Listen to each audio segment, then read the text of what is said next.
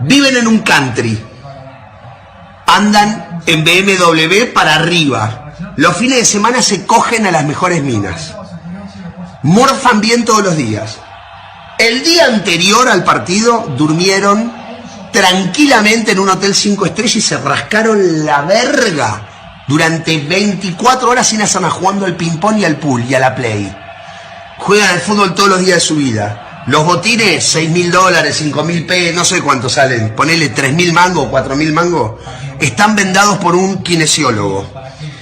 Están bien comidos, están bien entrenados. Las medias, que son las que no te cortan la circulación, los pantaloncitos, que son los de los huevos, que no te raspan los huevos, la camiseta te estira la espalda, es la que no transpira, que sale 800 pesos, no sé cuánto sale una camiseta para jugar al fútbol. La pelota es perfecta, perfecta, 120 euros, inflada con un barómetro a 8 bares, la cancha no tiene un solo pozo, el arco tiene 7 metros 20 por 2,40.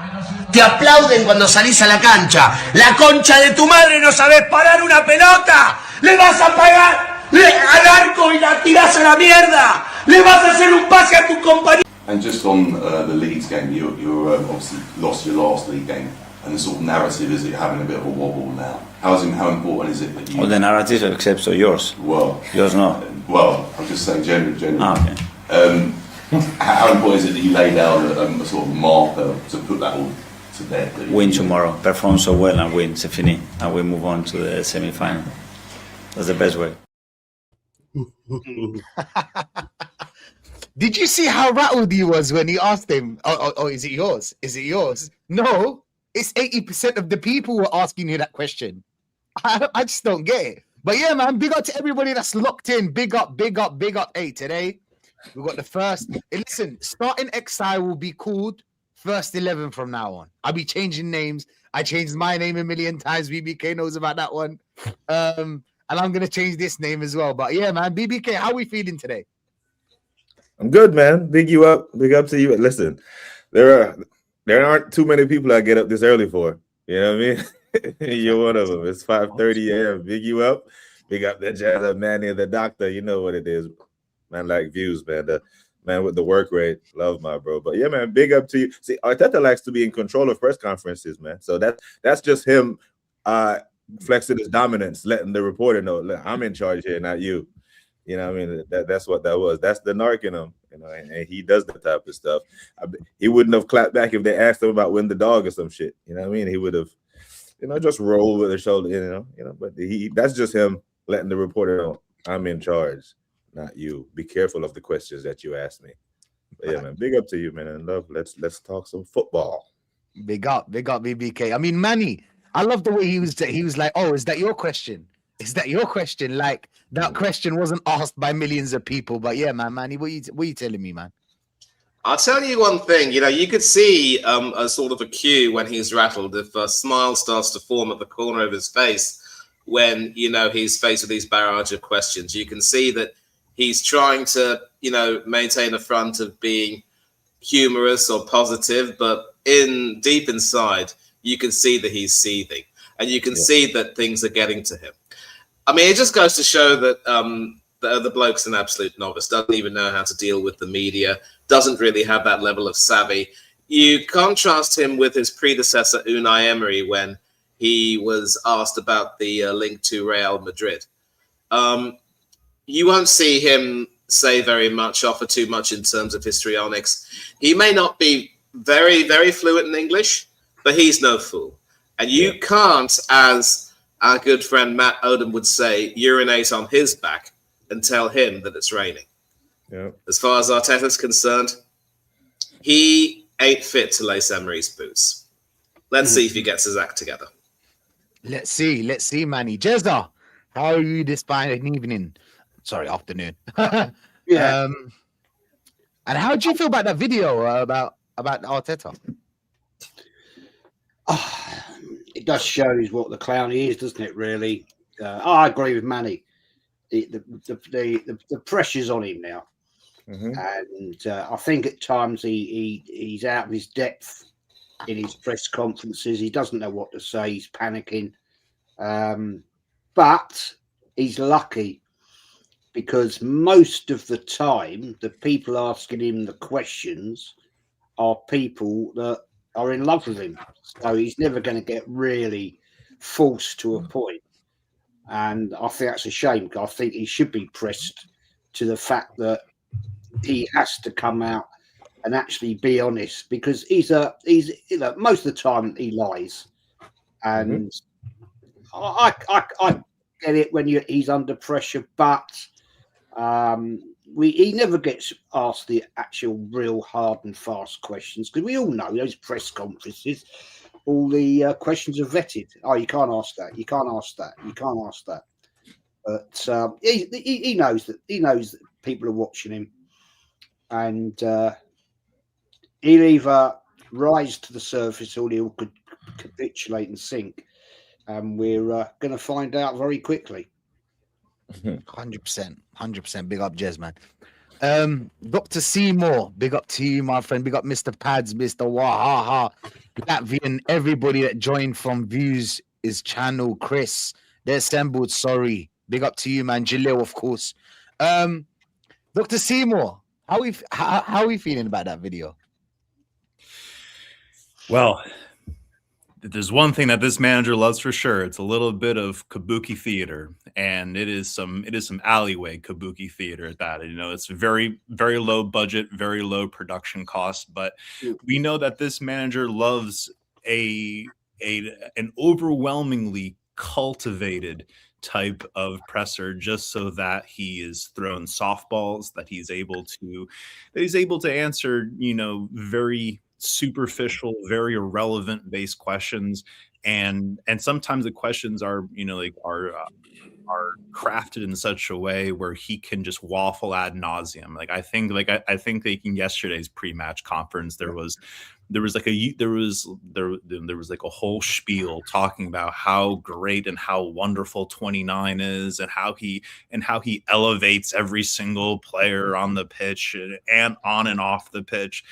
You know, like this is nothing short of an authoritarian regime, like where, you know, like where they ensure that all of the questions, you know, like fit their dear leaders, like mentality. And if there's even one question that even just nanoscopically, you know, like deviates from that path, we will have a response like how we had heard from Arteta. Oh, this is your narrative. Oh, you know, like, I mean, like it's basically an attempt to disprove such a question that it should ever even be asked to begin with. You know, like, you know, how dare someone question the infallible intelligence of one Mikel Arteta, who has been, mind you, the only manager to have spent this much money, won nothing, and still kept a job. How dare us ask him of any question that would, you know, like that would distort that narrative. So I mean, he embodies so many psychological issues, whether it be I mean, like at the end of the day, it's really, I mean, like it's narcissism, it's delusion, but above all else, he has an inferiority complex like no other. It's something out of like a Napoleon complex, if you will. I'm yapping at this point, but man's a schmuck. Needs to bounce ASAP, like Rocky and Ferg and the entire group. My prime minister, Dr. Seymour. Big up Devontae, man. Big up Devontae. Conversation. Big up to you, Don. Big up Morsel. Big up UK Drilly. You know, Views. What are you telling me, man? What we saying about this video too? You're on mute, brother. Just trying to keep my fan down. That's why I don't bother with the press conferences. Do you know what I'm saying? It's about protecting your energy. Obviously, we're all content creators. We all support Arsenal. Like, you know, if I get enough requests, then I'll obviously have to do it, but I'll read it. I won't watch it. Even reading it winds me up. And that just goes to show you straight away. Look how we kind of started. Or that's your question. That's going to be the last time he's in the press conference. Do you know what I mean? So if that was Semiyu or Cantona or any of those guys, they would have been. So he was making sure Views. He was making sure. Yeah. Oh, that's your question. Yeah. Right. That's you're off the list. No more Christmas card for you, bro. Do you know what I'm saying? That's how it works. And I've been saying it, and I've had it confirmed. I'm not going to say who, because we don't tell people's business, but we've had it confirmed. People that are close to the club get messaged from the club.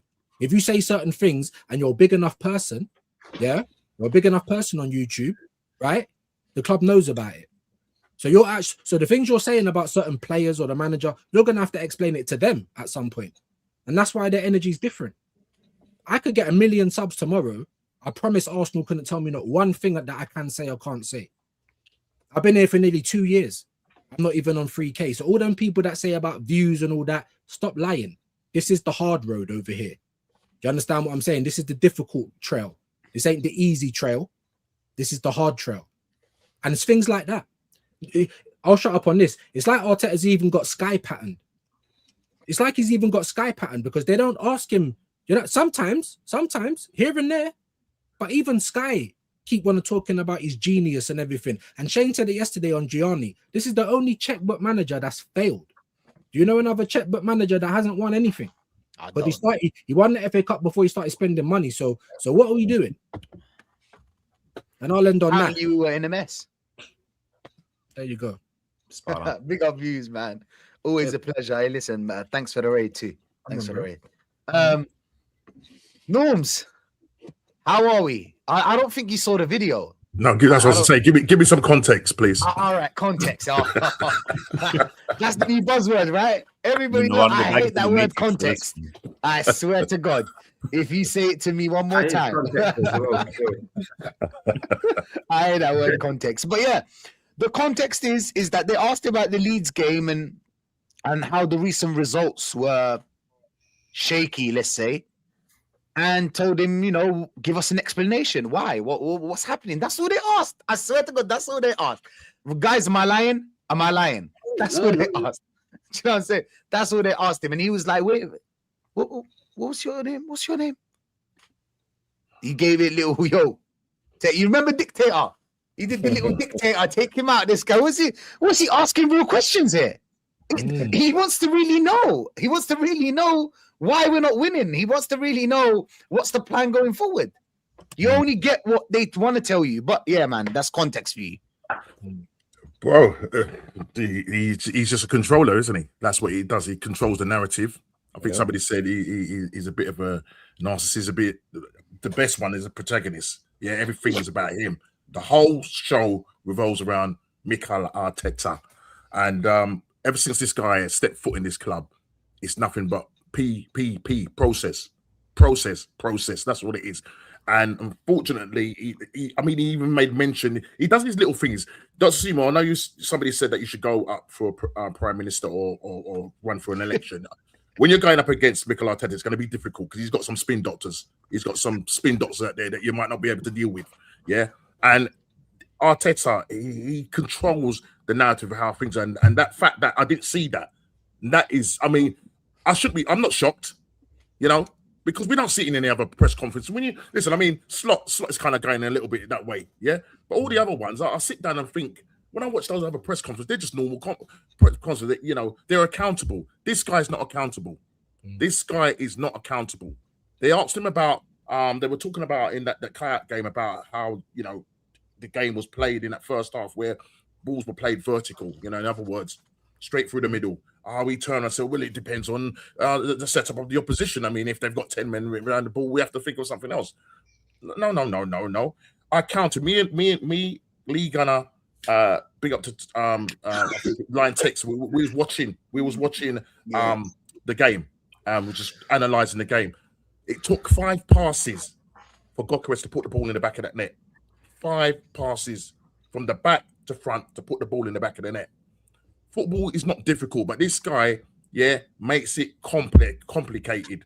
Yeah, you got man like Tom Canton talking about, the league, you know, it's not the best league. No, he said it's the best league in the world, but he says the way the football is being played now, this is all he's essentially doing is talking about Arsenal, because he's basically saying that the whole of the Premier League, we go into games not wanting to win, or not wanting to lose. That's the word, not wanting to lose. And he says this is systematic of what the Premier League is. No, you're talking about your own manager and this club, and that is the narrative. And the fact that he came out of that thing and talking about everybody needs to get on the boat with him, Captain Hook, the rest of them steer that boat. and let's all be happy. Yeah, this is the next 4 months is gonna be an enjoyable 4 months. Yeah, well, I want to see it today. Yeah, put your money where your mouth is, and let's see this enjoyment, because everybody now, the whole world is saying, right, we got eyes on you. We got eyes on Odegaard. We got eyes on you, because evidently this man is slowing down the way we play, and the way we're playing, we're not playing with the handbrake off. We're not playing with the handbrake off, and everybody is now saying, take the handbrake off now and go and do what you need to do. We're just scared going into games, and that comes from Mikel Arteta. But dare you question him? Dare you question him? And the fact that he done that, I'm like, bro, this is what we're dealing with. They're all scared of him. Yeah, and they're scared if they ask the wrong questions or say the wrong thing, they ain't getting in a press pass. They ain't gonna get back in there again. He controls everything. How rebellious. Yeah, he controls everything. He controls everything. Well, he seems to be listening to everybody now, because I can't see Odegaard on the pitch, the starting 11. Okay, right. A new favorite player. How about 65 million? He has to explain to the people why he bought a midfielder / striker for 65 million. That other teams got Haaland for 50. Do you know what I'm saying? Like, there's so many other teams that got way more better strikers with less money, but exactly. That's that, Norms. Thank you. Ozzy. Yo, I think you need to jump in and jump out of the stream. Ozzy. Yeah, you can't hear, skinny. Oh yeah. Yeah. Listen, man, big up to everyone that's locked in. Big up. So yeah. Listen, people, this is the lineup, yeah? Raya, Timber, Saliba, Gabriel, Hincapié, Rice, Zubimendi, Havertz, Saka, Trossard, Gyökeres. A favorite player for a favorite player, I get it. I mean, we played Havertz, in my opinion, we played Havertz before in that midfield. Did it work? No.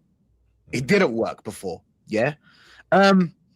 Do I like it better than seeing Odegaard? As in, because the bar is so low, I'm like, I would rather play Havertz. Do you know what I'm saying? If I had only two choices between Havertz and Odegaard, obviously I would have played Eze in his case. But like, Havertz is a way better option than Odegaard, even going forward. You saw that in the last game as well. I know it was a joke team that we were playing against, but no. With all due respect, nah, you know what I mean.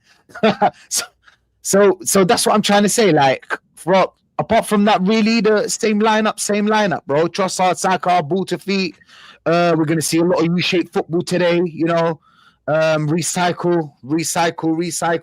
I hope Havertz plays that like, but he wouldn't. He plays that second striker kind of thing where he's behind Gyökeres and trying to find those spaces. And I hope he does. Because I don't think you're going to find spaces like you found against in the Champions League. No. Do you know what I'm saying? Like, I don't think you'll find it. But BBK, I mean, you saw the lineup. Give us a little bit of obviously how you feel about the Champions League, us winning 8-8. You know what I'm saying? And obviously today's game. I mean, the Champions League, I don't take much from it. There were a couple of takeaways. One of the takeaways was that the teams that we could possibly line up against. This game was the ultimate throwaway. You know, it was a further indictment on our captain that an unfit Kai Havertz, because he wasn't fit. Yeah, he's barely fit coming back. An unfit Kai Havertz played better in the 10 than Odegaard did. Do you agree with me on that, BBK? Do you agree with me? Do you agree with me that Havertz is a better option than Odegaard in midfield? Bro, Ethan was a better option than Odegaard, and we let him go. That's what I'm taking from this is that now Eze is his third choice, number 10, maybe even fourth. Yeah, because I've seen him take off Odegaard, put on Merino. Now he's dropped him, and he starts Havertz. This lost us the league 2 years ago. This Havertz midfield experiment lost us the league versus Aston Villa. When he had a fully fit Thomas Partey on the bench, he brought Havertz back into the midfield, and we lost that game 2-0. Cost us the league. Like, Carrot, they're winless in the Champions League, for fuck's sake. You can do that. In the Premier League, what you're not gonna see today is 1 versus 16. You're not gonna see a massive gap. You're gonna see a closer game. Yeah. Like what, brother? If you're Eze, you're looking at like, this mother, brother. You have cost me my World Cup spot. Yes. And you're gonna throw me out there with 12 minutes left and say, "Go win me the game on 78 minutes." Like we've seen this before. It might feel new because Odegaard has been so bad, and we're prisoners of the moment versus Carry It Almighty. You know what I mean? And we did dominate them in the first half, but we should. Arsenal, top of it's first versus worst. So we're always gonna expect a superior performance, but in the Premier League, I think Daniel Farke will give him a problem today that he might, have a little bit of trouble solving. But midweek, it was a further indictment on Odegaard, and like you said it, he's dropping one favorite for another. Another giant middle finger to the club and to the sporting director, but like, this is a guy that you brought me. I didn't really want him. So, it's kind of like when we have a left back problem, and instead of playing Skelly there, he shifts his entire back line around to play someone else. Facts. He'll move the best right back in the league out of his position to play Benjamin White there, who's not fit, who has to do a whole lot of running, and move Timber at left back rather than just play Skelly. And he did this last year when we had left back problems, or the year before with Tierney, fully fit on the bench, and he would play everybody but him. Like he does it. He complicates the things to make himself look smart. It's simple. And Normsky said it's simple, but he has to make it complicated to make himself look like a genius. Like he can smell colors in that. But I don't like this Havertz in midfield long term. It might feel good at the moment because he played well on Wednesday. But let's use some context. That it was a shit team from Kazakhstan. But I'm calm with the 8 of 8. I'm surprised that 50 got stabbed that day, right? Not the Tony Yayo clip. That was a bit late. Yeah, I just don't. I'm not a big fan of Kai Havertz in the midfield long term, but I'll deal with it today. But it must work, bruv, because you have already loosened the grip that you had on one hand on the Premier League title. You've loosened that versus Forest, further loosening it against Man United. So you have to hold on to it today. So this must work. He's putting more pressure on himself, so it must work. 100%, man, 100%. Big up Hendinguno. Big up Smurf. It's going to be a battle today. They're confident. I hear that, bro. I hear that. The assembled is saying Havertz in midfield. The midfield might be a big trouble. Yeah, listen, man, they're going to be 5 players in that midfield. It's going to be a huge battle. But would you rather, do you know what I'm saying? Because this guy ain't going to play Eze. He just doesn't rate him. Eze was on a mad one and he benched him like it was nothing. Like he was the worst player in this team. So can you really big up Devante as well? Big up Rice got his work cut out today. Facts, bouncer duties, bro. Rice got a run today. They're assembled. Big up to you, bro. Big up to you. We'll read that after. Facts. Ethan should be here and be given a chance with all Odegaard shit. Facts, man. Facts. Topside is saying we've entered a phase, clutching at straws. We need PFC, put me striker and watch what I do. Put me striker. 15 goals. Big up PFC, man. So Jared, Arteta's favorites are always the biggest scrubs. Facts, bro. Like him. He sees himself in them. So that's why they're his favorites. Because every one of us, his favorite is someone that you want to, that you can relate to. Do you get what I'm trying to say? Like we related to Ronaldinho's football because that's why he's our favorite. We related to it. Like we like the whole go out there, do tricks and be that kind of guy that would do everything on the pitch. Havertz is a better off the ball than Odegaard. Facts, man. Facts, 100%, man. As views would say, you have to believe. So who's going to do the press today, right? Who's going to do the pressing? Because that's what Odegaard. That's what they tell us with Odegaard. He presses. Where's the press going to come from? Oh yeah. Win? Penny for Eze's thoughts, yeah? Penny for Eze's thoughts, and even Penny for Moreno's thoughts. Now I don't rate Moreno in midfield, but look at that. Like, it don't matter what you do for this manager, he's not going to reward you unless you're Odegaard or Havertz. Someone's put in the comments, oh, he thinks he's smart because he all knows that we didn't want Odegaard to start, so we just puts Havertz in there. Why can you just not do the logical thing? And why is it not Eze there right now? In World Cup year, you're single-handedly trying to stop this guy from going. And Tuchel might not pick him. He might not. He's not playing week in, week out. He's not going. Honestly, He's not going. No chance. No chance. A lot of fans will pretty much agree that as long as Eze is going to continue to be marginalised, he's got no chance of being picked. And it's funny that we talk about scrubs as well. I think the biggest takeaway we can get from all of this is the biggest scrub is Mikel Arteta.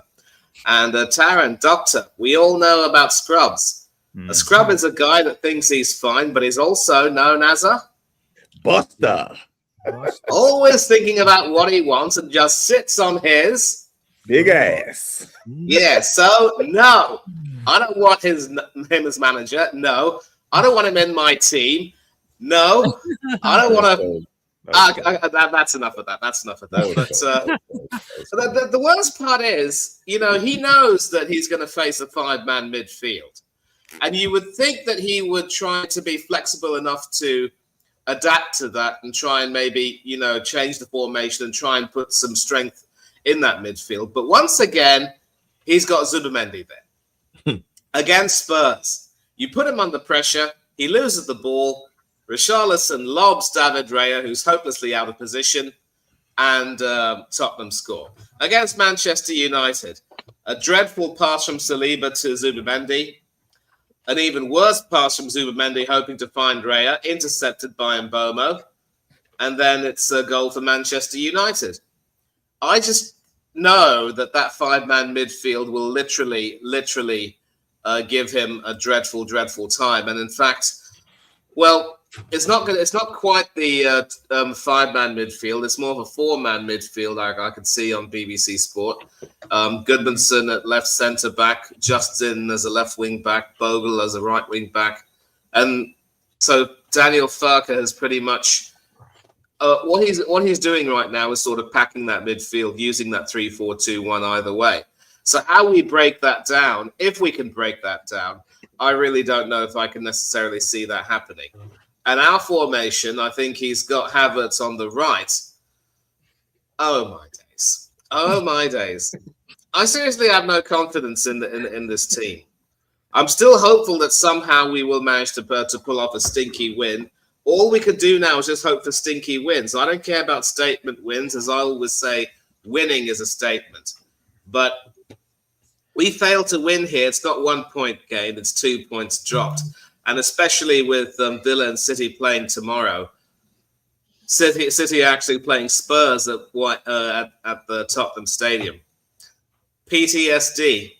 Although I don't think either Son or Ortega are playing, we all know how the script will go. Facts, man. Facts, 100%. Big up Brian, bro. Thanks for the super chat. Views raid. Big up panel and chat. Why do Spurs fans want to lose tomorrow? That goal, come on. Well, you know why. Obviously, we know why. We know why. Yeah, it's small mentality. They just wanna, they just don't want to get relegated. Then a different kind of conversation. They're too little for us. We can't take them serious. We just can't. No, but Rash, just briefly now, here's the thing. We had this debate actually, 2 years ago. And the likes of Kenny Ken and even Jez were saying that, under no circumstances can we want Spurs to win. You can want City to lose, but you cannot want Tottenham to win. Let's also put it the other way around. If the situation was reversed and Spurs had a chance of winning the league, but if the situation were reversed and Spurs could win the league, but whatever. If the situation were reversed, would we not want Spurs to and we had to win if we're in a situation where we win and end up helping Spurs win the league? Would we want to do that? No, because when you take a look at the history, no. But here's the thing: just briefly, the rivalry dictates that we can't do that. And when you take a look at the history of the rivalry and how really embedded it is. There is no way that you could even consider doing that, which is why it was disgusting to hear so many of these fans 2 years ago singing North London Together, a play on that song. And you even had that swine, Piers Morgan, trying to wear a Tottenham shirt, I believe, on Twitter in the hope that maybe, they could oblige. These are the same idiots, mind you, who had the nerve to abuse Ange Postecoglou after beating him in the North London derby 3-2, calling him a fat Aussie, see you next Tuesday. And then they have the nerve to, ask Tottenham for a favour. No, the rivalry is just so intense. There's no way you could even consider doing that. Even in 2019, I think some idiots were asked the question, would you be happy with Spurs winning the Champions League if it meant that we could win the Europa League? The overwhelming response was no. But that's how ingrained the rivalry is. I don't want to talk more about the hypocrisy of those fans back then who were talking. But if the situation were reversed, I'm sure we'd act the same way. And I want to bring Jez in because Jez obviously will know about the history of that. And just briefly on this question, I don't think you might want to talk about it, but would you concur with me or would you disagree, sir? I was going to ask him, I swear. Look, I think it goes deep. It's tribal. It's tribal. At no point would I ever want Arsenal to do anything to help Spurs. Exactly. So if it meant Arsenal had to lose for Tottenham to win, never. If it meant Arsenal had to win to prevent Tottenham winning, then of course I'd never support anything to do with Spurs. It runs too deep, and I think I got that round the right way. I was trying to the right way. Yeah, it's uncomfortable. It's uncomfortable, Jez. It is an uncomfortable conversation. But there is no way I'd do anything I'd want. Well, I can't do anything, but there's no way I'd want Arsenal to ever capitulate. Yeah, let me put it that way. Would I want Arsenal to lose a game to stop Tottenham winning the league? Yeah. No. So when you say no, big up Shane, by the way. Talk about uncomfortable conversations. We got a 6 show tomorrow. Check it out, 7:15. Jez, when you say no, you mean you do want Arsenal to lose, so Tottenham don't win anything. Oh, the other way around. I just got confused. No, okay, never. Okay. I never want Arsenal to lose. That's good. I want Arsenal to win every game. Facts. And there's no way I would ever want Arsenal to do something that would help Tottenham. Not a canal's chance. No way. It's rivalry, but our biggest rivals, football-wise, are Man United and Liverpool. That's why I was so upset we lost last week at home to Man United. But the thing with Tottenham, the close proximity of both clubs, it's tribal. That's what I'm trying to make the point. It's a tribal thing. If growing up in that area, it is you never want anything to do with Tottenham. Never. It just was never done. That's why, I was calling out people 2 years ago, like Egal and all that, that they were supporting Tottenham. And, I said to him on I think it was Dan Potts', I said, you're not an Arsenal fan. You are no way a Tottenham fan an Arsenal fan if you're supporting Tottenham. It doesn't happen. If you stood outside, right, of the Emirates or the old Highbury and said that to the wrong people, you'd have a really bad day out supporting Tottenham. And you've got an Arsenal shirt on and a black eye. You'd be hanging from a bloody lamppost.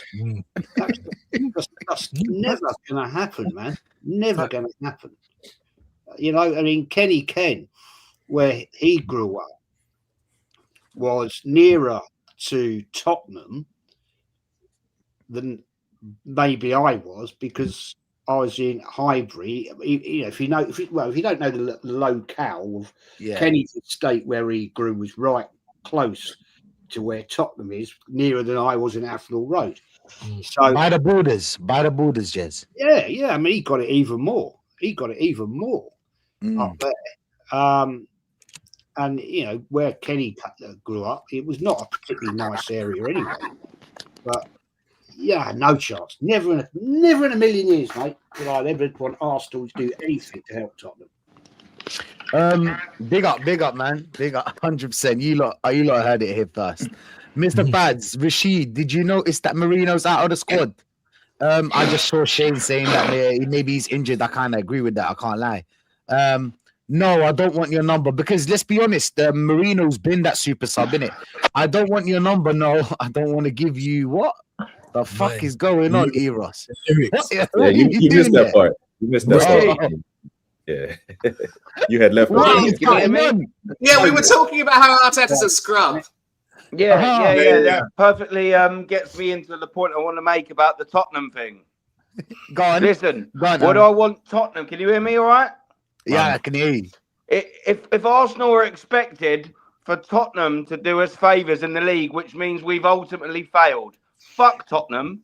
I don't want any favours from Tottenham. If we have to rely on favours from Tottenham, it means that we weren't good enough in the first place. I would rather lose the league 150% to rely on Tottenham to help win it for us. And that applies for any other fixture in the calendar year, but it mostly applies for the Tottenham game.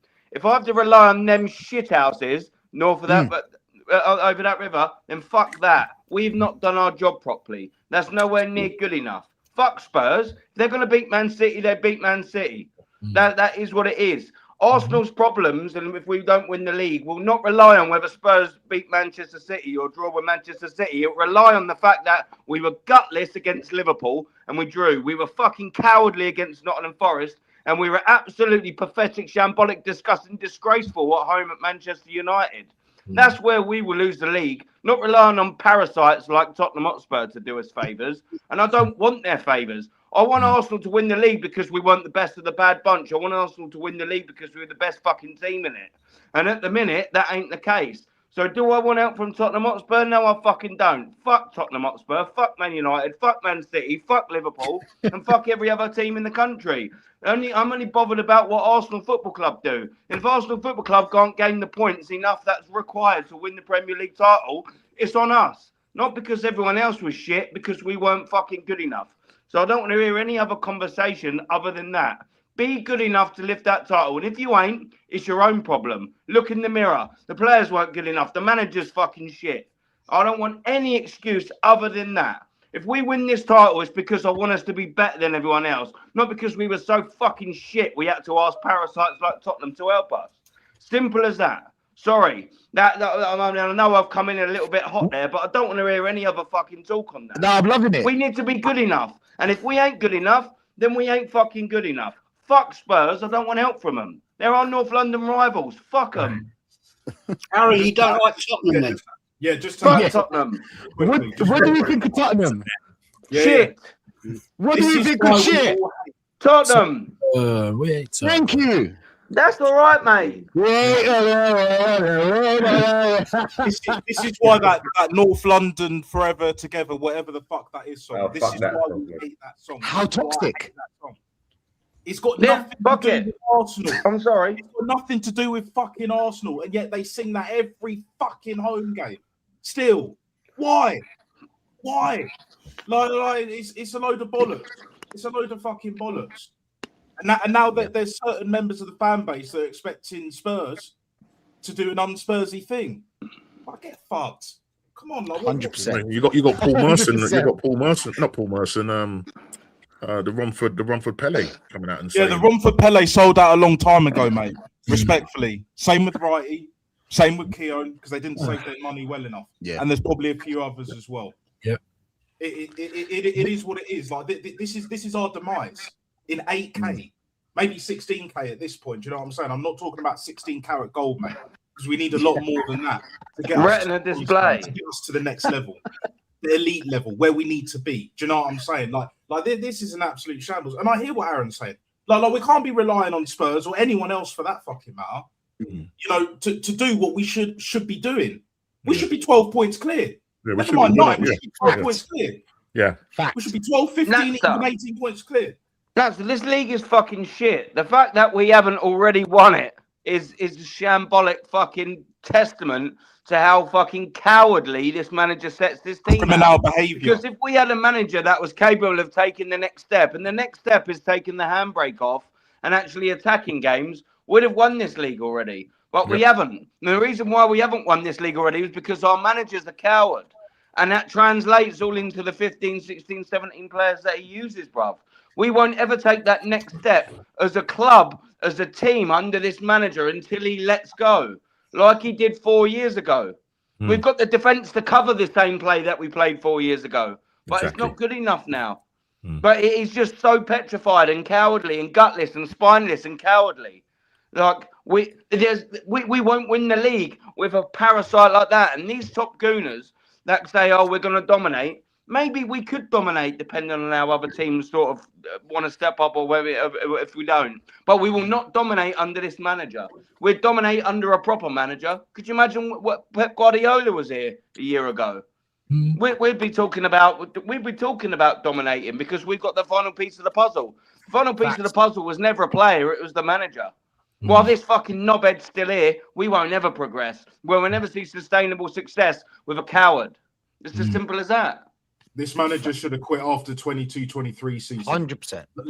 Like he said he was thinking about, you know, when he did that fucking... That already is a bad sign, Nats, when you think about it. Exactly. How he should have after 2 years? He should have walked because it was after, 3 years, 3 seasons, 4, whatever the fuck it was. It was the third year. Stock was higher then. Was it the third year? Now. Oh. Like way higher then than it is now, because he won like a trophy a few seasons before that, yeah?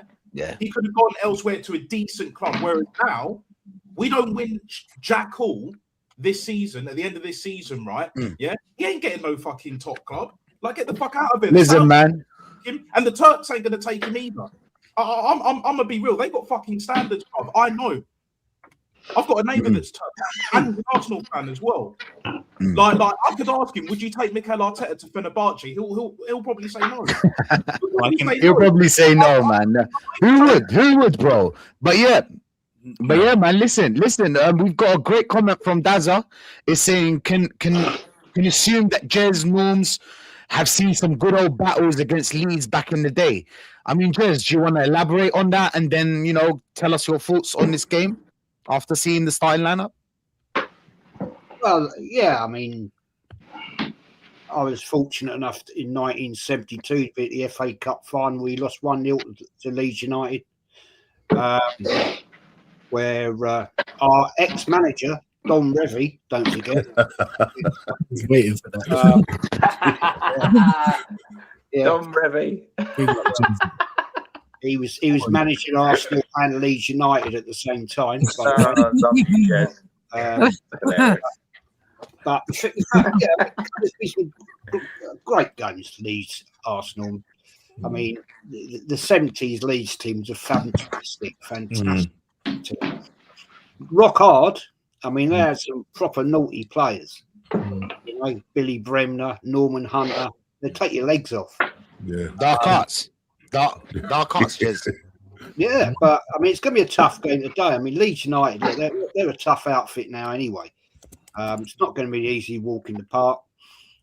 The atmosphere at Ellen Road is intense. I'll put it that way. It's intense. It's a proper old school ground, a bit like how Highbury was back in the day.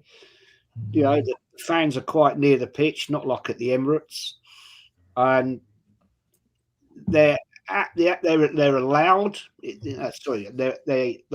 very loud in the fan base. Ellen Road's not a nice place to go. I can assure you of that. It's better nowadays because you haven't got all the drama of all the hooliganism as it was. It's still an awkward place to go today. So yeah, we've got a fight in our hands today, gents. We have got a big fight in our hands. They're pretty decent at home, and yeah, I've seen some proper rock and roll games between Arsenal and Leeds. back in the day, you know. So I'm looking forward to the game, but it's going to be a tough game today, no question. What's your prediction, Jez? I'm actually going for a 1-1 draw. Yeah, I agree with that. I can't lie. Manny, what's your prediction? Just so I can remember. The same prediction as was for the United game, a very stinky, scummy, jammy 2-1 win. And I keep saying winning is a statement. I don't care about statement wins. I think I echo what Jez says about Leeds. They are an exceptionally tough team. And these are the types of teams you want back in the Premier League, the originals, the founding members, as they're called. And, you know, I fear for what's going to happen to us when we play against that packed midfield and packed defence. We're going to have to really work hard to try to find a way through. And with Zubimendi and Havertz in that midfield, I'm not too confident, let me tell you that. 100%, 100%. BBK, what's your prediction again? You didn't give us your prediction, so we can get all the predictions kind of. I'm going for a stinky 1-0. Like, unlock them late and sit back holding on for dear life. Like, take your heart medicine. You know, another cardiac arrest game. You know what I mean? You heard the man. You heard the man. I don't see us blowing this game wide open. It's not going to be, Havertz is in there now. It's another carrot almighty 3-1 at the half. Nah, they're going to give us a game. And facts. Dr. Seymour, what's your thoughts now that you saw the sorry, 1 sec. But just before that, I read this.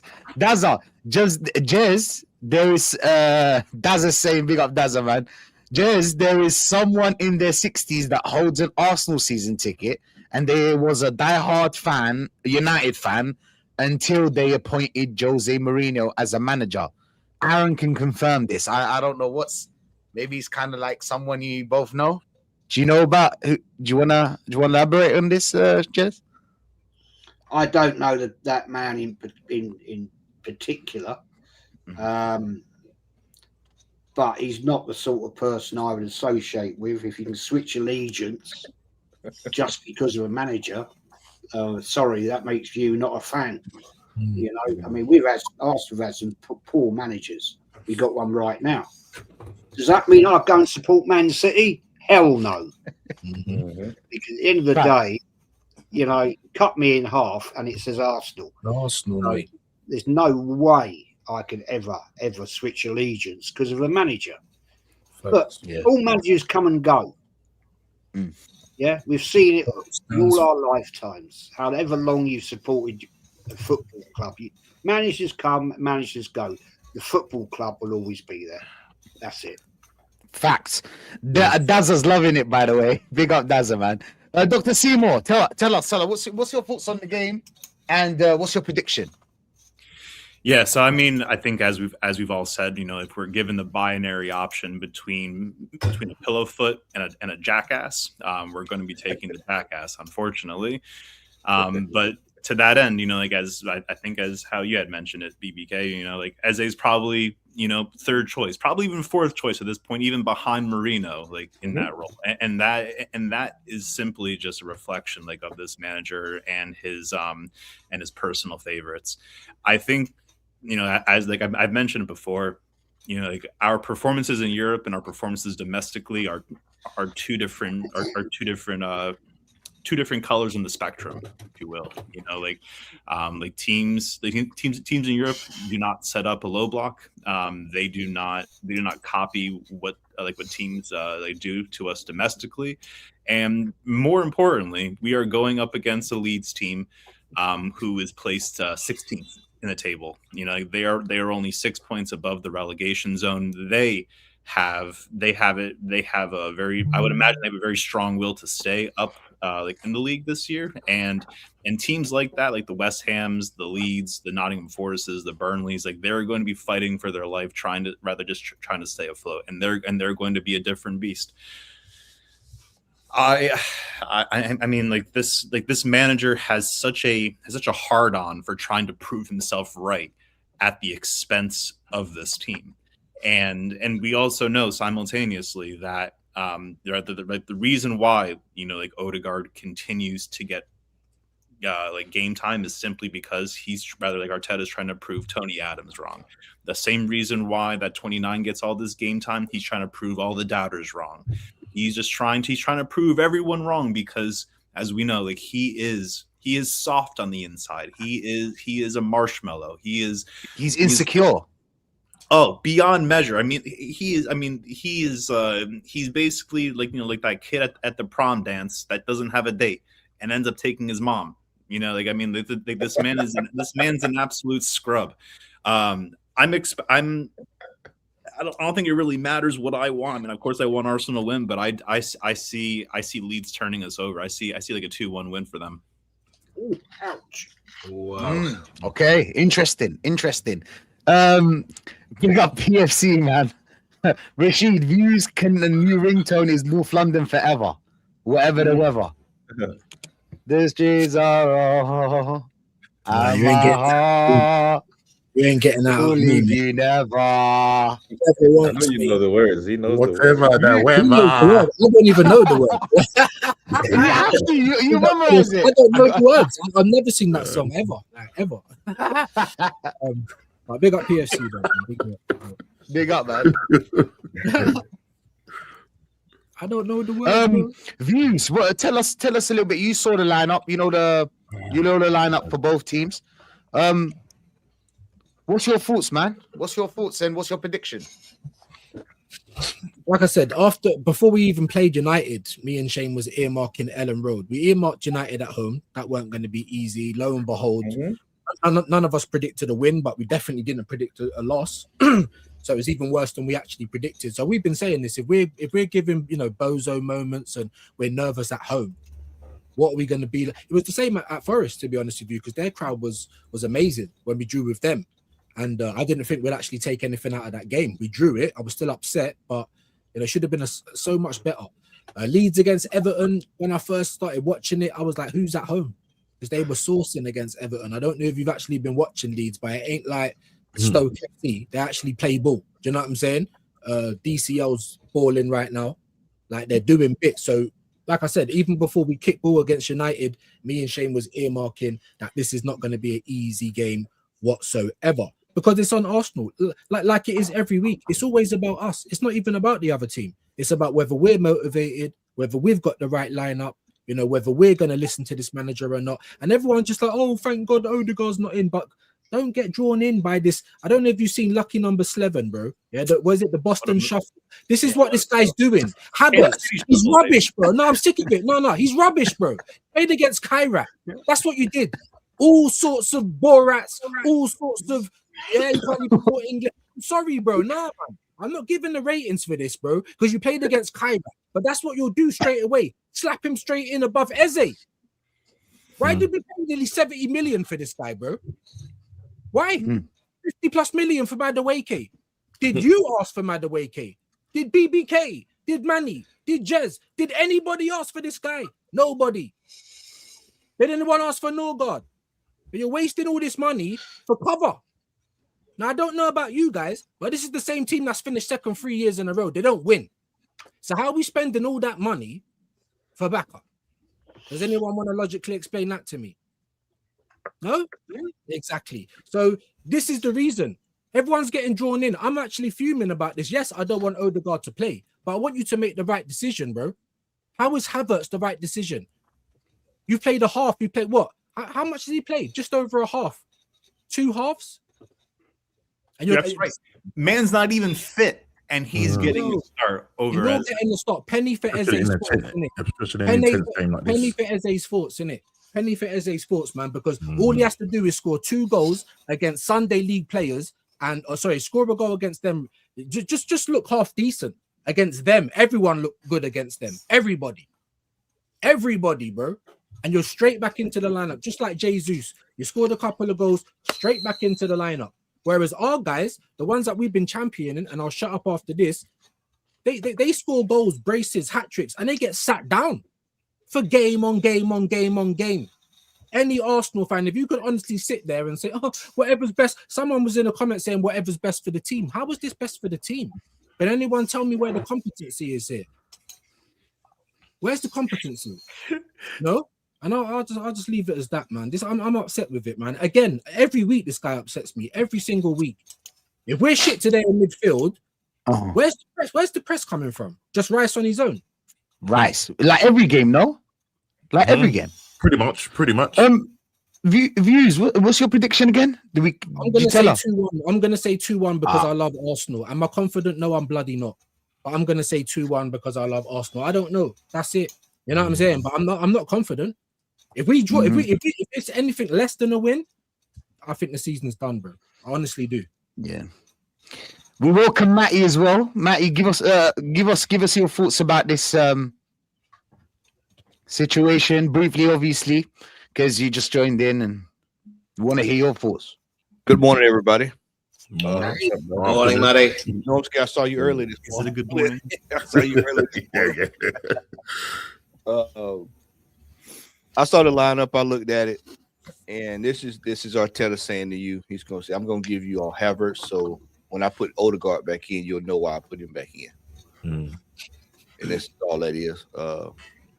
If I was Eze, I'd seriously have a talk with my agent at the end of the summer and see what because he's at that age where it's like you don't have time to sit around waiting on this guy to do what he wants to do and figure it out and get sorted.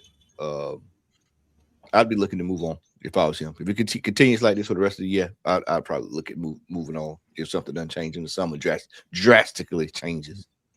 Because here's a brother that hadn't been in the team. I mean, Havertz been in the team maybe 3 times this year total. And then he comes in, you play Eze in the same game, majority of the game. So you didn't see anything that Eze offered that he could have presented today against Leeds. Okay, well, that's fine, because as the manager stated in the press conference yesterday, he is responsible.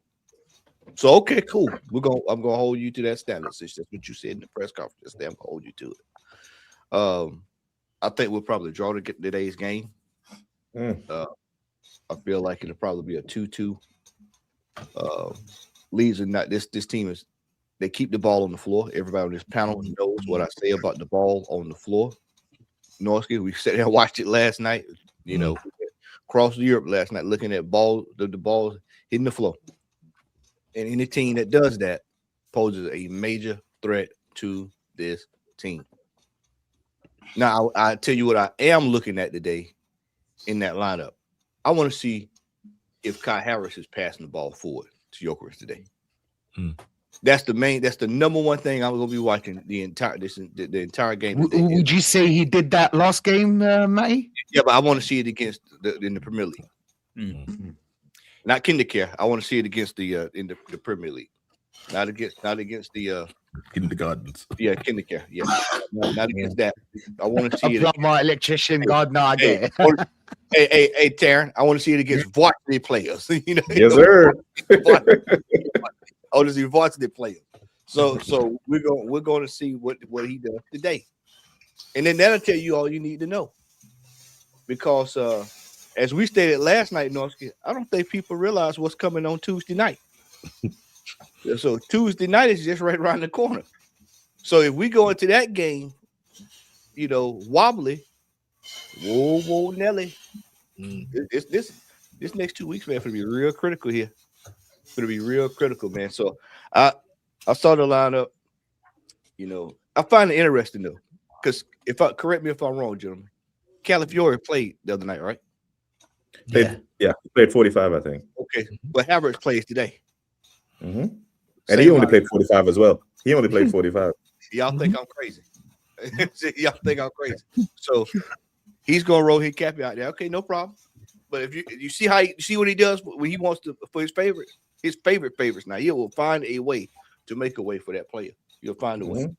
And to that end as well, that's exactly why Mikel is always so zipper tight when it comes to the extent and the severity of injuries, just so that there is so much obscurity whether or not a player is as injured as they are, so he can utilize that as a way to rush them back in, and then they end up re-aggravating that injury or something even worse for that matter.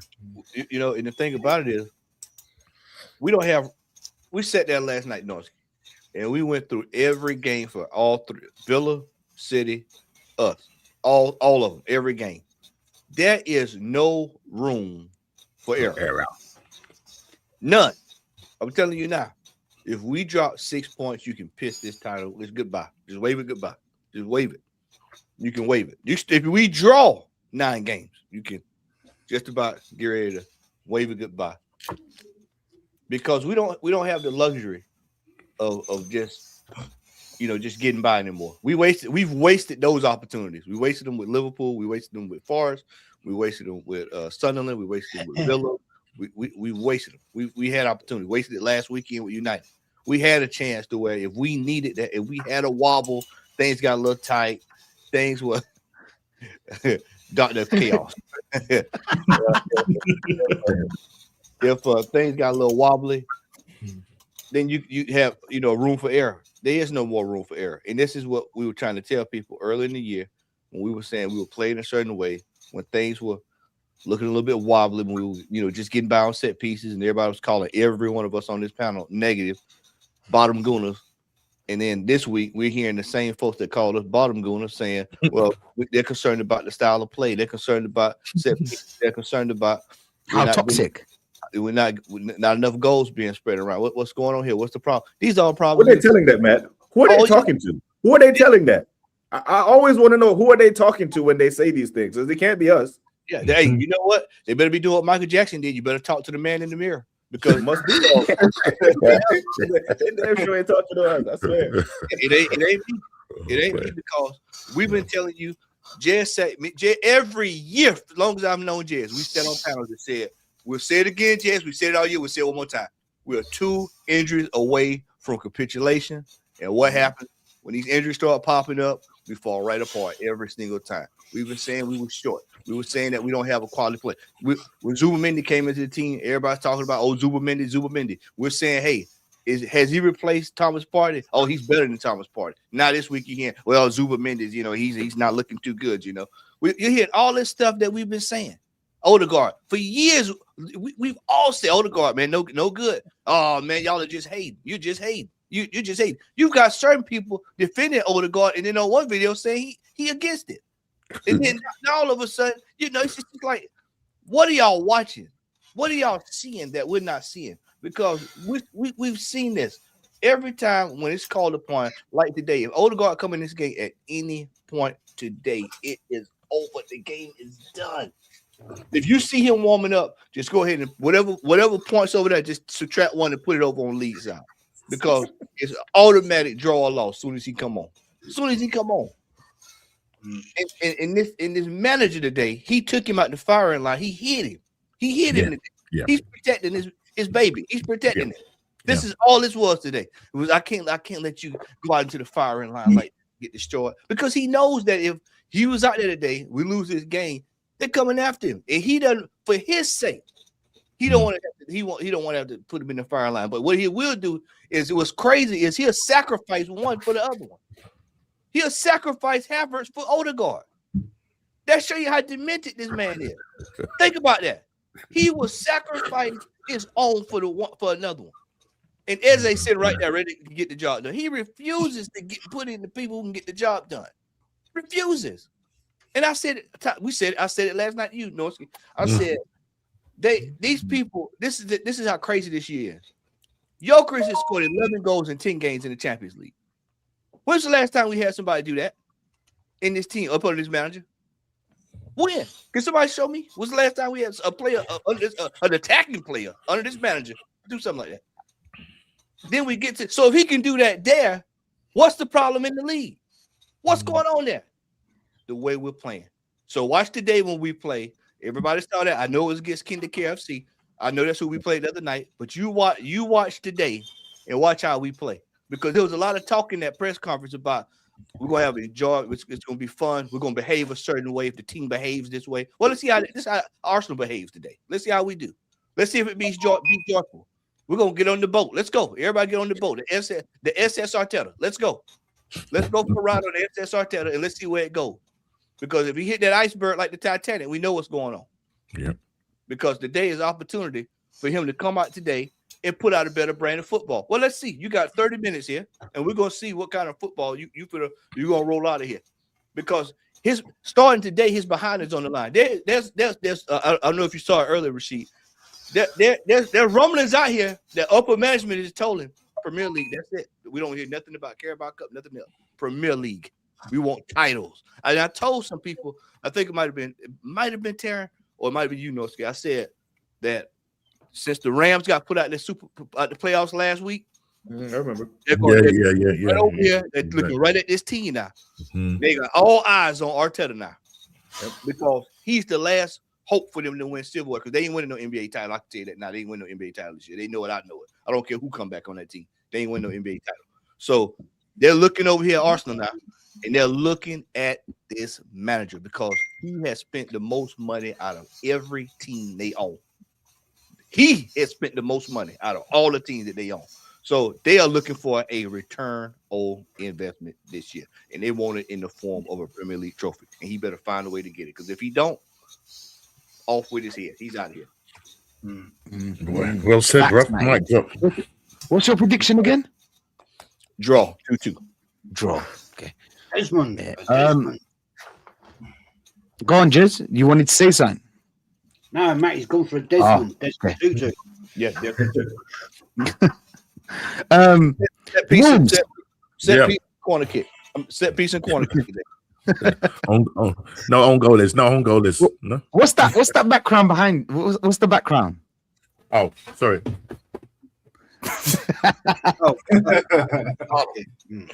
Man, sit in the bottle, man. It's not the good one. That is nasty work, you know. Man. That's the only. Listen, this is what he is at the moment. Yeah, unless he changes that. My prediction. My heart's saying 2-1, but my head is saying 1-1. A draw. I'm looking at the midfield. Declan's going to do a lot of work. The thing is, I talk a lot about this with Matty. When teams come with an extra man in midfield, we struggle. Any team that we play, we struggle. And every single time when he's in a press conference, whether we win, lose, draw, we dominate. Norms, sorry, not to be rude. One sec. Sorry, Views needs to bounce. All right. Views, big up to you, man. Thank you for being here, man. It's always a pleasure. Big up, man. Big up, BBK, Manny, Jez, Doctor, Norms, Ozzy, Nat. Lunchtime show, though. You know what I'm saying? Listen, Views. Yeah, midday kickoff, man. We're here every day, man. You know how we do, man. Big up to all you guys. I definitely have to shoot. Come on, you Gunners. I'm not confident, but we love Arsenal. Yeah, we love Arsenal. Whatever the weather, yeah? Yo, bless you. Whatever the weather. No, well, you know the lyrics. I don't know the lyrics. Have a good one. Nothing but love, yeah. Big up to you, man. Bless up. Yeah. Sorry, no. Yeah. No, yeah, I was just saying that just with regards to him and his approach to this whole game, we always seem to struggle where we've got midfield, if they've got an extra man in midfield. So today, yeah, we're going to get overrun in that midfield. Leeds, if you watch the Leeds, the way they close you down, yeah. Now, it's mad because you've got Kai Havertz coming in for Odegaard, but it's this situation now where his back is against the wall and he's just, it's like panic now. I'm going to take Odegaard out the firing line, but my thing is, why don't you bring Eze in? At this point, you bring Eze into this game, yeah. But he's probably holding grudge against him after Aston Villa beat us 2-1, and it was Eze's fault. You know, Eze goes and scores a hat-trick, goes and beats his former club, and he makes that mistake. And what did he do? Drop him for 5 games. He's never, ever going to drop Odegaard for that. Guarantee after this game, yeah, he's back in for the Chelsea game on Tuesday. Yep. Yeah. Keep him at the firing line. He's reactionary. This is what Mikel Arteta is reactionary, because the heat is on him at the moment. The heat is on him. He's like, yeah, I'm going to take you out the firing line. Yeah. But all I'm just saying today, make sure you play vertical football. Yeah, don't see no horizontal football, vertical football through the lines, play the ball quick, don't give him time, and you just go feed the Glock and he will score. I know a lot of people say, yeah, Glock ain't the man and whatever, but you give him 6 chances, at least 6 of those chances, he will score 2 or 3 out of those. Give him chances. Yeah. And you can't give him chances if you're playing the ball sideways or backwards. And this whole thing about domination and dominating the ball, every week it's the same thing. We dominated the ball. Yes, we may dominate the ball when it's in our half, but what we do with that domination, we ain't doing nothing. And that's why we always get overrunning that midfield. And especially Leeds, we watched it last night. They play with the ball on the ground. Any team that plays, we struggled against Man United last week. Declan Rice was knackered. People having a guy at Declan Rice to say, why didn't you close down Cunha? Yeah, what? Because he's tired. He's doing Odegaard's job and he's doing Zubamendi's job. A simple pass from Zubamendi. People are saying, yeah, Saliba had a bad ball given to him. He shouldn't even be passing it back to Saliba. That's from Arteta. Recycle the ball. No, what you do, you see Declan Rice making a run, play the ball forward. Why are you playing it back to Saliba? And then you don't see the danger when you now try to play the ball back to Raya. This is all on Arteta because he wants them to play that way. These players are good players. It's not like these players can't play football. They're good players. But in this system and with this manager, this is what you're going to get. But he's told us that the next 4 months, yeah, we're going to enjoy football. It's going to be great. Politician words. He's saying all the right buzzwords. It's going to be great. Get in that boat with me. We're going to steer our way, yo. I did a mock-up of him in the boat. Yeah, there was a Titanic behind him. Yeah, sinking. Yeah. There's a Titanic behind him sinking, right? You better find a way. You better find a way today, right? So, as Matty said, I'm looking today to see if Havertz plays that ball forward. 100%. What's your prediction, Mons? My prediction, as I said, 1-1. That's my head, 1-1. My heart says 2-1. I want them to do it, but I'll just prove me wrong. Just prove me wrong. Go out there and just blow them away, and I'll go, wow. Well, there's a bomber. Big up to just that guy, Zach. Bukayo Saka has left the warm-up, gone down the tunnel with a physio. He didn't look comfortable. No shit. Fancy that. Oh boy. Okay, guys, end the stream, baby. Read that again, Rashid. Could you read that for me? I want to hear that loud one more time. Read it one more time. Bomber. Bukayo Saka has left the Arsenal FC warm-up, gone down the tunnel with a physio. He didn't look comfortable. Arteta ain't comfortable. Who knew? Starboy's going to start him. He's still going to start him. Can he walk? He's still starting him. Hey, he's going back there to get an injection. He's still going to start him. Hey, you're going to get that. Going to get that. What you call it, Terry? The magic spray, right? The injection. Yeah. But I mean, Saka hasn't been the best anyway. Like, is it really? Oh, so what, you're going to play by the way today? You're going to play by the way today? Sensible signings. Do you think Madueke is worse? Do you think Madueke? I don't agree with you guys. You saw how he played, bashing that ball into Rose Z from where he was. No, I did. I mean, what's the difference between Madueke and Adama Traore, who just recently moved to West Ham from Fulham? Traore is literally, he has pace and he has strength. He's like a raging bull. You imagine yourself being in Spain for the running of the bulls. You see someone like Adama Traore running at you. That's how it is. Madueke is just a leaner version of that. Can't cross or shoot for toffee. Oh boy! But this is my thing. This is my thing. Yeah. Listen, this is my thing. Nats knows about it. Nats knows for example, in the Champions League, Madueke's got 14 dribbles and Lamine Yamal's got 14. The player under that is Kamaldeen as a player for Atalanta. He's got 9. Do you know what I'm saying? With Saka on that pitch, I feel like, I know a lot of people won't agree with me, but like this is the thing. Think about it like this: with Saka, nothing's gonna happen at all. Madueke's gonna fuck it up in the end, but something's gonna happen. Do you guys get what I'm trying to say? Because with Saka, am I a madman? What do you guys think? Like, you're mad. A little bit. No, nothing's gonna happen with Saka. Yeah, but nothing's also going to happen with Madueke, as you said, because there is no end product. I mean, both Saka and Madueke represent missing components of their game, like inversely. So, like for example, rather like Saka, like he has like none of that, like attacking like the defender, like right? He has no pace, like that is all out the window at this point. But he does have, he has proven to have end product. Madueke is the exact inverse of that. Like, he has that one-on-one ability, but he can't. I mean, it's like shaking like a magic 8 ball. You honestly just don't know like what kind of result you're going to get with him. I mean, it's fucking like play down at this point. You know, like Dalman's the best player in this team. I've been telling him, listen, Dalman's the best player in this. Best attacking player in this team. He's the best. I'm telling you right now. I don't care if he's 16, 17. He's 17 now. Yeah. Thank God he signed that contract as well, bro. That guy, if he doesn't get injured and we build a team around that guy, not Saka or Odegaard, around that guy, we'll have a team in the future. But Ozzy, I mean, do you agree with me with this Madueke Saka situation? And yeah, man, what's your thoughts on the game as well? No, like Seymour broke it down like perfectly, innit? One lacks the other, innit? One can score goals potentially, but can't take his man on because that hamstring's holding him back. Another one can take his man on, but it's like a throw of the dice, isn't it? You can roll that dice so many times, and you don't know what result you're gonna get. You might land on the 6, you might not, but you might, and you don't know how many chances it's gonna take.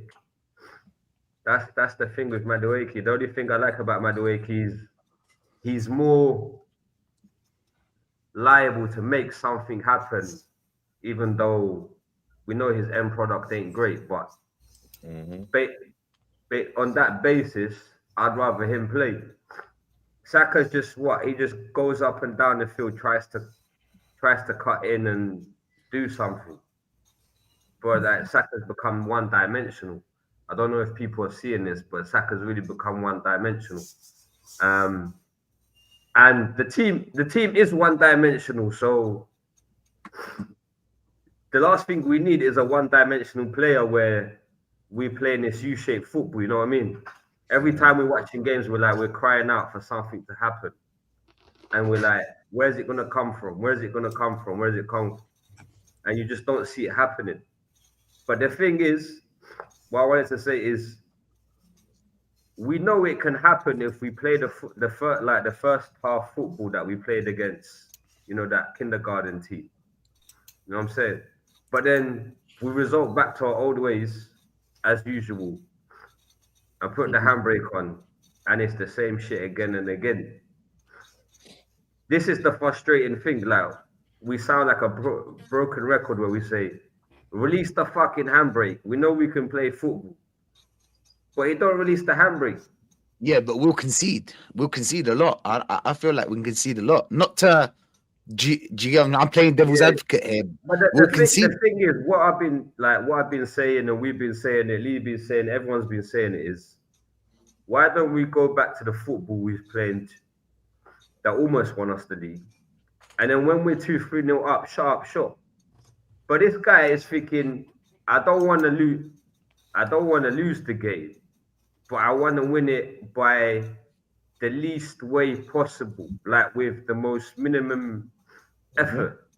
You can't go into games with minimum effort expecting that your best defense is going to keep you out. Bro, like, our defense was non-existent against Man United.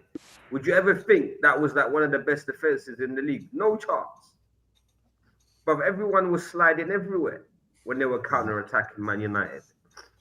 The other thing is, with this Leeds game, this Leeds is not the Leeds of 1-2 months ago.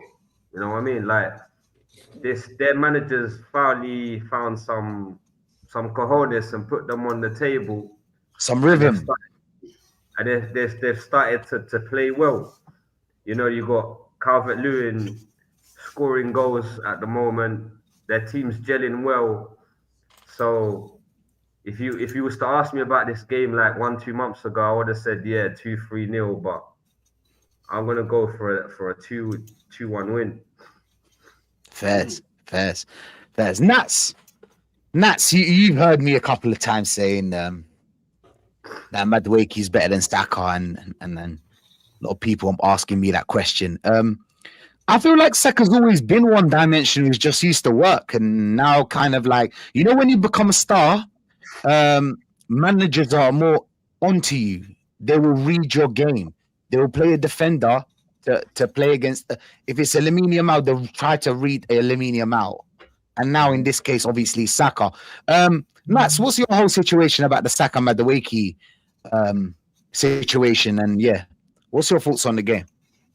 Yeah, see, my thing. I'll start with the Madueke. Like the things with Madueke, he reminds me of that guy that's in the club.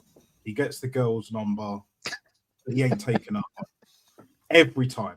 But maybe the number he can text afterwards. He can text afterwards now. Yeah, but he ain't scoring. Like Doc, Matty, you'll know this. It's like an American Pie, that coach, whatever his name is. You don't score until you score, and he ain't fucking scoring.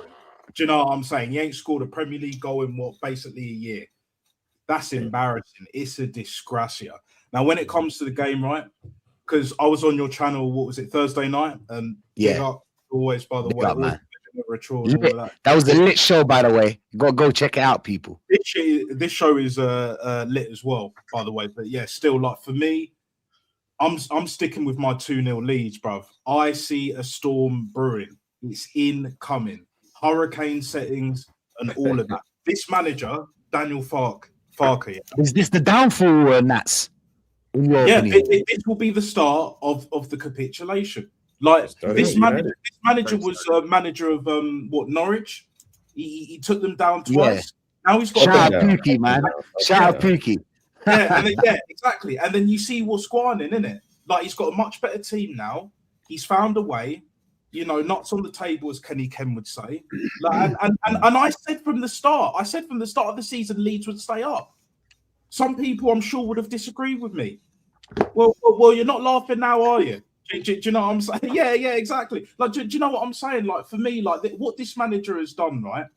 He's taken his like adopted son. He's put him in there, and then his like perfect prefect, like nicking a living guard because he is nicking a fucking living, right?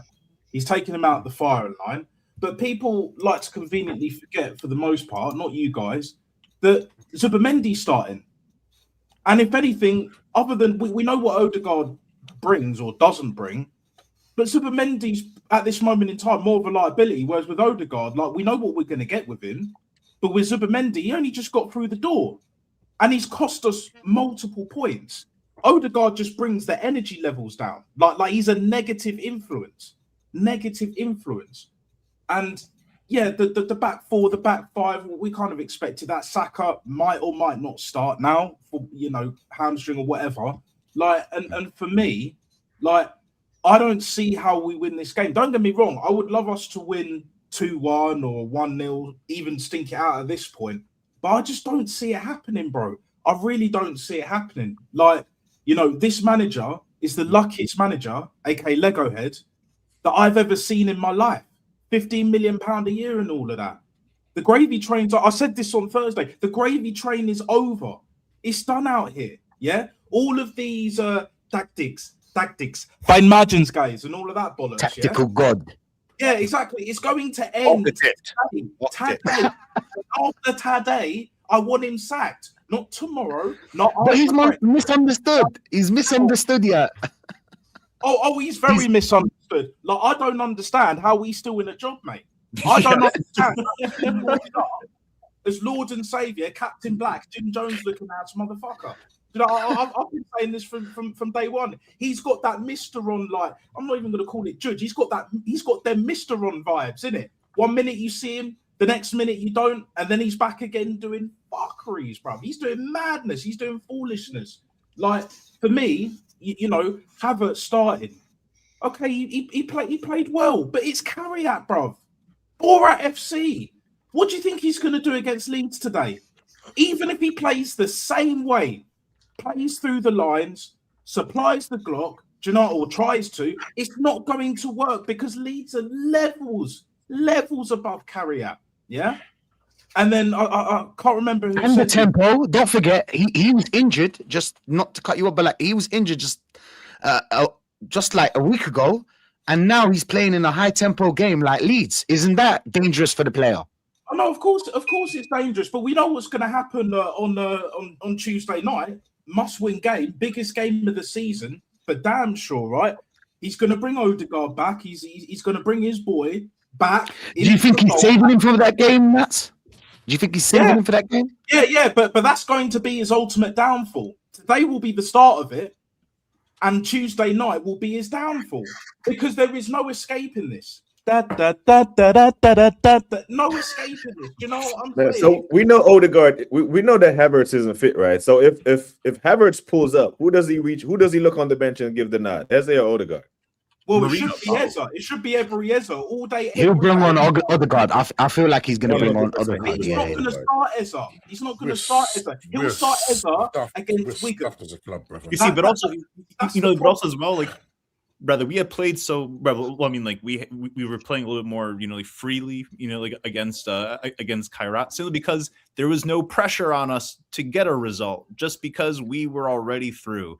There is pressure on us today to get those 3 points. There's going to be massive pressure on us against Chelsea in the second leg. Yeah, we're wading into very dangerous territory, like with no breathing apparatuses. And that's why he will fail, Doc. That is exactly why he will fail, because when there's pressure, he folds, Arteta folds, this team folds. We've seen this movie multiple times, bro. We've all seen this movie. When there's pressure, we apple crumble, bro. Each and every single time. It doesn't matter who he starts. It doesn't matter who he leaves on the bench, leaves out the squad. The same result happens every single time. For me, like, this manager is banging his head against a brick wall, expecting different results, expecting magic to happen. The bright spark and all of that. Do you know what I'm saying? The bright spark has gone out, well and truly out. It's been out for the longest. So, which is why I'm sticking with my prediction. I'm not budging. I would love Go on, Nats. But at the same time, I don't see it happening. I see the start of the capitulation. It was late. Do you see a loss, Nats? Say it out loud. Yeah. 2-0 to Leeds. Leeds are going to be up for this game, and not even a set piece goal. Not even a set piece goal. Set pieces don't save him. Do you know what I'm saying? It's like them boxers, yeah. You know, remember, what is it? Just very quickly. Remember, like, when David Hay fought, was it Tony Benning, yeah? Second time round. And he had to win, yeah? Not even broken toe or Achilles can save him. I'm That's out. Yeah, 1 minute to the game. Big up. Big up Manny, big up Jez, big up Dr. Seymour, big up Moons. I nearly forgot. What a lit show, man. What a lit show. Matty, Nats, and Ozzy. Big up to everyone that was locked in, man. Shout out to the chat, man. It's been hilarious today. Big up to everyone that showed us love. Listen, we're going to redirect to Lee. You're probably going to see Matty there. Ola. Shout out to Ola as well. And yeah, people, we're out. Big up, everybody. Take care. Good to see you, brother.